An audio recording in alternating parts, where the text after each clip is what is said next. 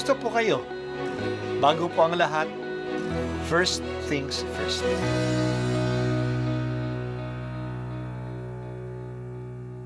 Good morning po.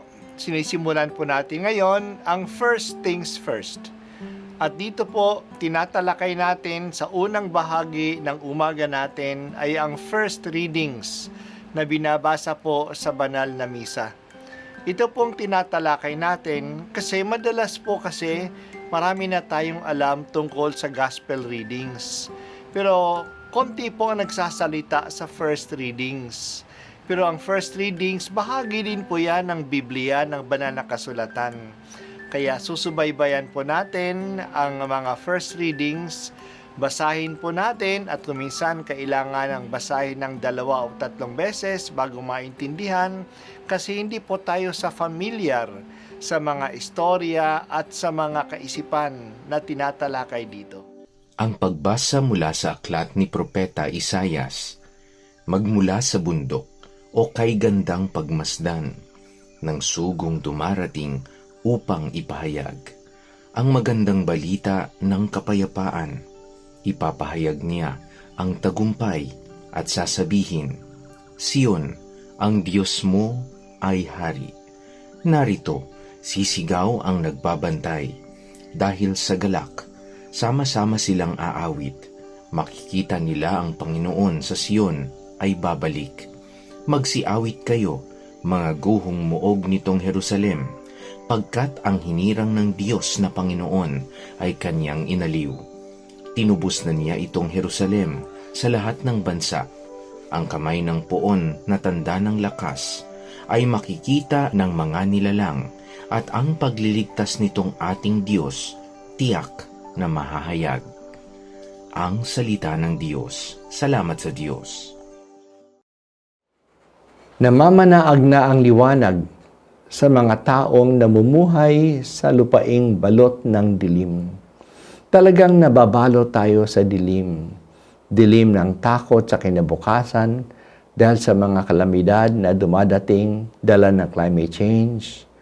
Dilim ng walang kasiguraduhan dahil sa kahirapan.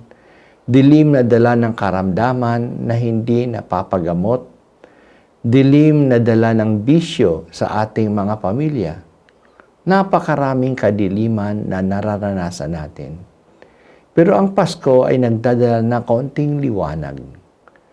Ang pagsisimba natin ay nagdadala ng malalim na liwanag ng pananampalataya. Ang pagsasama ng ating mga pamilya ay nagpapagaan ng ating loob.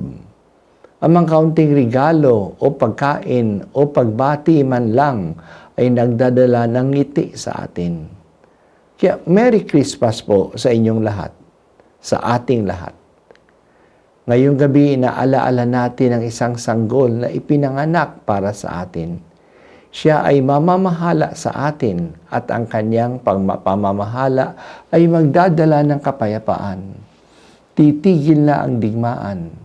Ang mga kasuutan at mga uniforme na tigmak sa dugo ay susunugin na. Hindi na sila kailangan.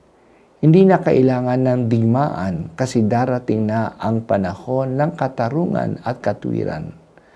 Ito ay mananatili magpakailanman. Tuwing Pasko, inaawit natin, peace on earth and to people of goodwill. Yan pong hangarin natin, peace on earth.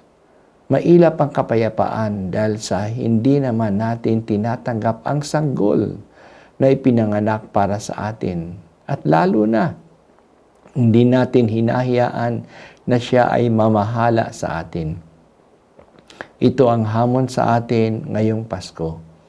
Nandito na ang magdadala ng kapayapaan na bunga ng katarungan at katwiran. Tanggapin natin siya at hayaan nating mamahala siya. Sundin natin ang values of Christmas tulad ng pagbibigayan, pagbabahaginan, kasimplihan sa buhay, pagkakaisa at paglapit sa Diyos. Isama natin ang mga ito at mararanasan natin ang kapayapaan na dala ng Pasko. And let it start with me. Binubuksan ko po ang puso ko sa iyong pagdating. Manahan ka sa akin at maghari ka sa akin, Panginoong Hesus.